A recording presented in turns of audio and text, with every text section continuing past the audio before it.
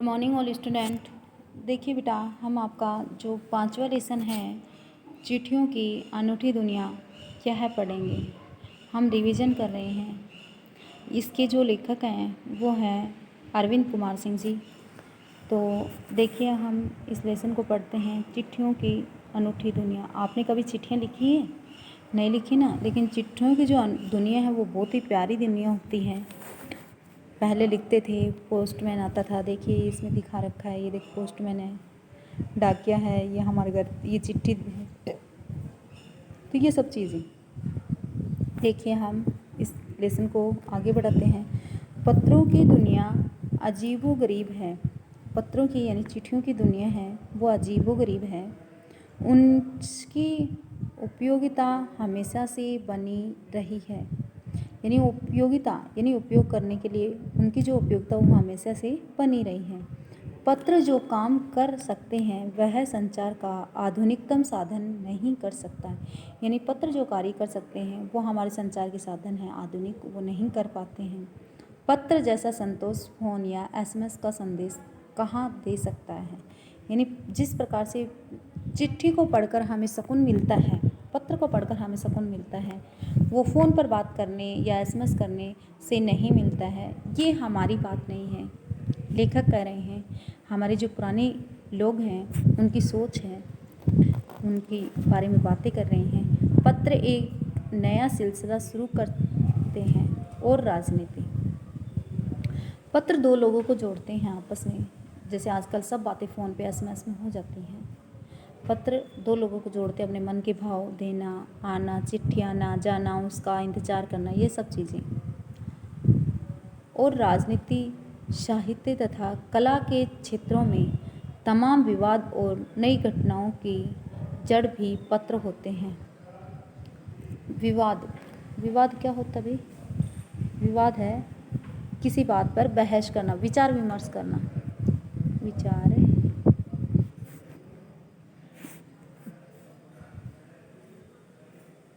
तमाम मानी सब, लगभग सब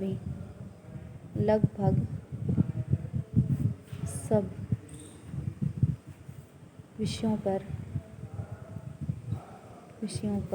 बहस, लगभग सभी विषयों पर बहस। नई घटनाओं की जड़ भी पत्र ही होते हैं। दुनिया का तमाम साहित्य पत्रों पर केंद्रित है और मानव सभ्यता के विकास में इन पत्रों ने अनूठी भूमिका निभाई है। अनूठी, विशेष प्रकार की। पत्रों का भाव सब जगह एक सा है, भले ही उसका नाम अलग अलग हो। यानी जो हमारे पत्र हैं वो सभी एक जैसे होते हैं, चाहे उनके नाम अलग अलग हों। पत्र को उर्दू में खत, संस्कृत में पत्र, कन्नड़ में कागद, तेलुगु में उत्तरम, जाबू और लेख तथा तमिल में कड़िद कहा जाता है। देखिए इसमें, देखिए बेटा आप ध्यान से इसमें कि पत्र का नाम, जो पत्र का नाम है वो अलग अलग है। पत्र को उर्दू में खत कहते हैं। उर्दू में जो चिट्ठी आती है उसको क्या कहते हैं? खत कहते हैं। संस्कृत में क्या कहते हैं? पत्र। कन्नड़ में कागद, तेलुगु में उत्तरम कहते हैं, जाबू लेख, या तमिल में कड़िद कहा जाता है। तो आपको ये याद रखने हैं। आपसे पूछा जा सकता है कि उर्दू में पत्र को क्या कहते हैं, संस्कृत में क्या कहते हैं, कन्नड़ में क्या कहते हैं, तेलुगु में क्या कहते हैं और तमिल में क्या कहते हैं। ये चीज़ें आपको याद रखनी है। पत्र यादों को सहेज कर रखते हैं। देखिए फ़ोन पर हमने बात की, उसको हम भूल जाते हैं, लेकिन पत्रों के अंदर जो लिखी हुई बातें हैं हम उसको सहेज कर, यानी उसको अपने पास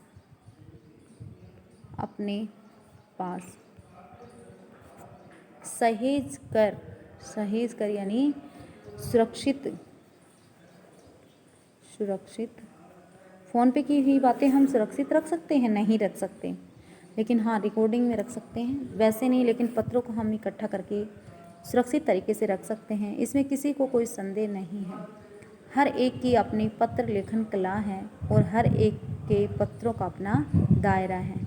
दायरा यानी सीमा होता है। दायरे का मतलब क्या होती है? दायरे का मतलब होता है सीमा। दुनिया भर में रोज़ करोड़ों पत्र एक दूसरे को तलाशते हैं। दुनिया भर में रोज़ यानी रोज़ करोड़ों पत्र एक दूसरी जगह पहुंचते हैं। आगे देखिए, हम आगे पढ़ते हैं। इसके आगे इसमें देखिए कि दुनिया भर के करोड़ों पत्र जाते हैं रोज़, तमाम ठिकानों तक पहुंचते हैं। भारत में ही रोज़ 4.5 करोड़ चिट्ठियाँ डाक में डाली जाती हैं। कितनी चिट्ठियाँ डाली जाती हैं? 4.5 करोड़ चिट्ठियाँ हैं जो डाक में रोज़ डाली जाती हैं, जो साबित करती है कि पत्र कितनी अहमियत रखता है। अहमियत का मतलब क्या होता है भाई? पत्र कितनी अहमियत रखता है, यानी अपनी जगह है, अपनी जगह रखता है, अपनी जगह है, यानी उसका महत्व कितना है? महत्व, अहमियत, महत्व, ठीक है, कि वो कितना अहमियत रखता है, उसकी कितनी महत्ता है।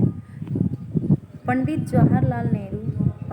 जवाहरलाल नेहरू ने सन 1953 में सही कहा था कि हजारों साल तक संचार का साधन केवल हरकारी या फिर तेज घोड़े रहे हैं। हजारों साल तक, यानी हरकारी का मतलब होता है कि व्यक्ति भेजकर समाचार पहुंचाना। हरकारी व्यक्ति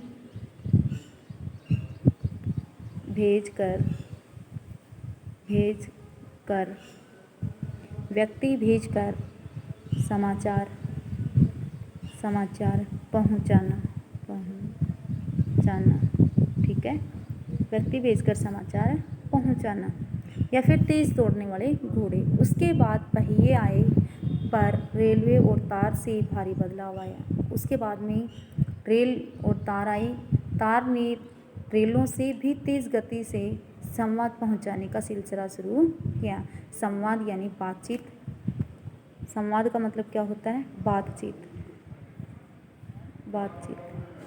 यानी जो तार होते थे वो तेज़ गति से काम करते थे। अब टेलीफोन, वायरलेस और आगे रेडार दुनिया बदल रहा है। यानी अब देखिए, आप फ़ोन के द्वारा एक पल में, एक सेकंड में आप अपना समाचार पहुंचा देते हैं। पिछली शताब्दी में पत्र लेखन ने एक कला का रूप ले लिया। पिछली शताब्दी ने कुछ शताब्दियों से कला का रूप ले लिया। डाक व्यवस्था के सुधार के साथ पत्रों को सही दिशा देने के लिए विशेष प्रयास किए गए। पत्र संस्कृति विकसित करने के लिए स्कूली पाठ्यक्रमों में पत्र लेखन का विषय भी शामिल किया गया। स्कूल जो शिक्षा है हमारा जो देखिए आप, उसमें कई बार पत्र लिखा हुआ आता है कि हम घूमने गए, इस प्रकार से घूमने, ये सब चीज़ें तो हमने स्कूली शिक्षा में भी पाठ्यक्रम में भी शामिल किया है। भारत ही नहीं, दुनिया के कई देशों में ये प्रयास चले हैं और विश्व डाक संघ ने अपनी ओर से भी काफ़ी प्रयास किए। आगे देखिए, जो हमारे डाक विभाग है उसने भी बहुत से प्रयास किए हैं इससे संबंधित। विश्व डाक संघ की ओर से 16 वर्ष से कम आयु वर्ग के बच्चों के लिए पत्र लेखन प्रतियोगिताएं आयोजित करने का सिलसिला रखा। आप याद रखिए, सन 1972 में शुरू किया था। देखिए आप, 1972 में शुरू किया प्रतियोगिता। 16 वर्ष से कम वर्ष की आयु के जो बच्चे हैं उनके लिए पत्र लेखन प्रतियोगिता चलती है शायद, कि किस प्रकार से बच्चे पत्र लिख सकते हैं, अपने विचार संवाद किस प्रकार से उसमें लिखें। यह सही है कि खास तौर पर बड़े शहरों और महानगरों में संचार साधनों के तेज विकास तथा अन्य कारणों से पत्रों की आवाजाही प्रभावित हुई। आवाजाही का मतलब होता है आना जाना। आवाजाही, आना जाना, ठीक है। आवाजाही क्या हुई? प्रभावित हुई है। पर देहाती दुनिया, देहाती यानी देहाती गांव या ग्रामीण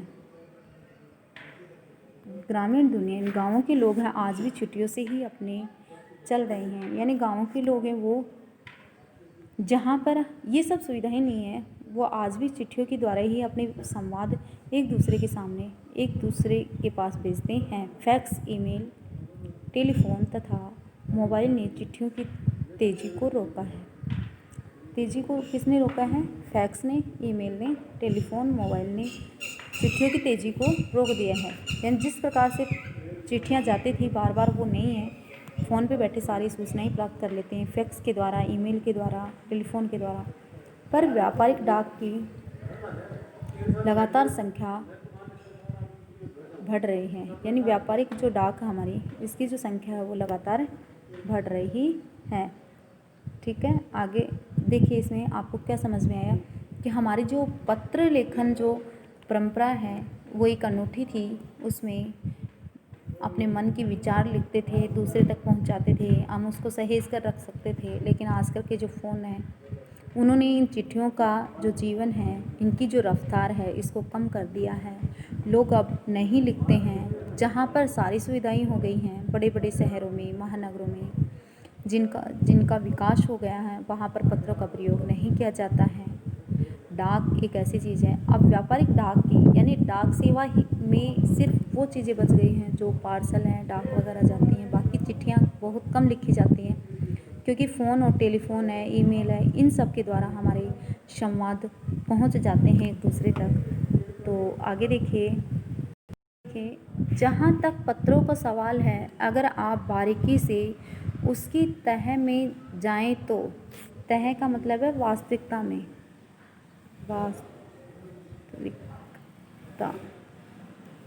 वास्तविकता में जाएं तो आपको ऐसा कोई नहीं मिलेगा जिसने कभी किसी को पत्र न लिखा या न लिखाया हो। देखिए, आप अपने दादाजी दादी हैं, इनसे पूछिए ये पत्र लिखते थे या ये किसी से लिखवाते थे, क्योंकि अभी कुछ सालों से ही हमारे ये सब चीज़ें सुविधाएं उपलब्ध हुई हैं। चिट्ठियाँ लिखते थे, तो देख लीजिए, या पत्रों का बेसब्री से जिसने इंतज़ार नहीं किया हो। हमारे जो जाबाज सिपाही हैं, इनके पास ये पहाड़ों में ऐसी जगह रहते हैं जहाँ पर इनके पास फ़ोन की सुविधाएं नहीं होती हैं, लेकिन इनका जो हालचाल है वो पत्रों के द्वारा पूछा जा सकता है। इनसे पत्रों के द्वारा इनसे पूछा जा सकता है। इसलिए पत्र तो आजकल भी जाते हैं, लेकिन कम जाते हैं। हमारे सैनिक तो पत्रों का जिस उत्सुकता से इंतज़ार करते हैं उसकी कोई मिसाल ही नहीं है। देखिए, मैंने बताया ना अभी आपको, क्योंकि उनके पास फ़ोन की सुविधा नहीं है, टेलीफोन की सुविधा नहीं है, फैक्स ईमेल नहीं जा सकते, लेकिन हमारी जो चिट्ठियाँ हैं वो उनके पास जाती है। इसलिए वो उत्सुकता से यानी खुशी से इंतज़ार करते हैं कि कब हमारे घर से तार आए, कब हमारे घर से पत्र आए, हमारे घर के बारे में जानकारी हो। एक दौर था जब लोग पत्रों का महीनों इंतज़ार करते थे। एक पर चिट्ठी डालने के बाद में वो चिट्ठी वापस जवाब मिलने का इंतज़ार करते थे। हर डाकिये से पूछते थे कि आई या नहीं आई। पर अब वह बात नहीं। परिवहन साधनों के विकास से दूरी बहुत घटा दी है। परिवहन के जो साधन हैं उनसे इनकी दूरी घट गई है। पहले लोगों के लिए संचार का इकलौता साधन चिट्ठी ही था। संचार का यानी बातचीत करने का, एक दूसरे जगह अपने संवाद पहुंचाने का। अब तो और भी साधन विकसित हो चुके हैं, अब तो बहुत हो गए हैं। देखिए, हो गए ना। आज देश में ऐसे लोगों की कमी नहीं है जो अपने पुरखों की चिट्ठियों को सहेजे और संजोकर विरासत के रूप में रखे हुए हैं। विरासत यानी पैतृक संपत्ति, दादा दादी की जो भी होती है, रखी हुई। या फिर बड़े बड़े लेखक, पत्रकारों, उद्यमियों, कवि, प्रशासक, सन्यासी या किसान, इनकी पत्र रचनाएं अपने आप में अनुसंधान का विषय हैं। अनुसंधान का मतलब क्या होता है? खोज। तो यानी खोज का विषय है। अगर आज जैसे संचार साधन होते तो पंडित नेहरू अपनी पुत्री इंदिरा गांधी को फ़ोन करते, पर तब पिता के पत्र पुत्री के नाम नहीं लिखे जाते। यानी उस समय के जो पत्र थे, यदि आज जैसी सुविधा होती तो जो नेहरू जी थे वो क्या करते? अपनी बेटी को, पंडित नेहरू जी अपनी पुत्री को फ़ोन करते, लेकिन पिता के पत्र पुत्री के नाम नहीं लिखे जाते। और जो देश के करोड़ों लोगों को प्रेरणा देते हैं, पत्रों को तो आप सहेज कर रख लेते हैं, पर SMS संदेश को आप जल्द ही भूल जाते हैं। देखिए, मैंने पहले ही आपको बताया था कि जब हमारे फ़ोन की मेमोरी भर जाती है तो हम उनको डिलीट कर देते हैं, लेकिन पत्र एक ऐसी चीज़ है कि हम इकट्ठा करके रख सकते हैं। कभी भी डिलीट नहीं होने वाली चीज़ है, बहुत अच्छी चीज़ है, सुरक्षित रख सकते हैं हम उनको। या फिर संदेश आता तो उसको भूल जाते हैं, लेकिन चिट्ठियों को हम दोबारा पढ़ सकते हैं। एक बार डिलीट करने के बाद में वो मैसेज हम दोबारा नहीं पढ़ सकते हैं। एक बार बातें हमारी जो हुई, जो डिलीट हो गई, वो हम दोबारा नहीं सुन सकते हैं। लेकिन हाँ, जो हमारी चिट्ठियाँ हैं आई हुई हैं, तो हम उनको जितनी बार जैसे मन चाहे वैसे ही पढ़ सकते हैं, उतनी ही बार पढ़ सकते हैं।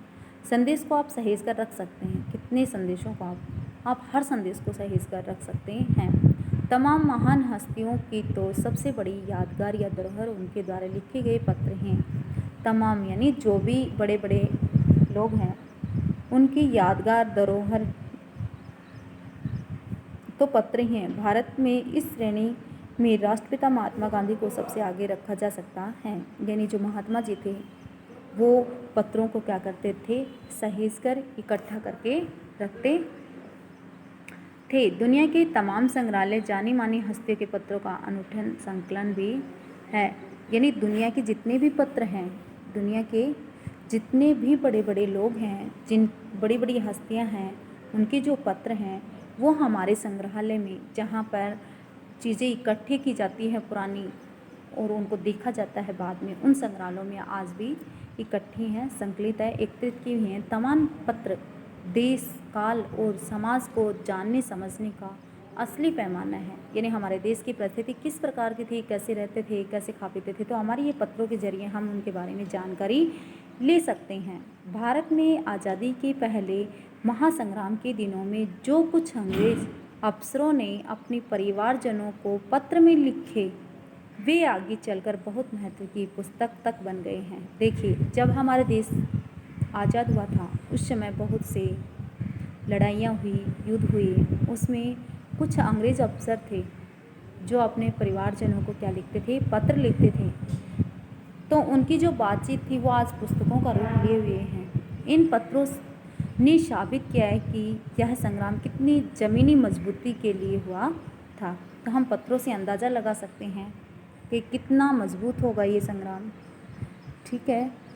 महात्मा गांधी के पास दुनिया भर से तमाम पत्र केवल महात्मा गांधी इंडिया लिखे आते थे।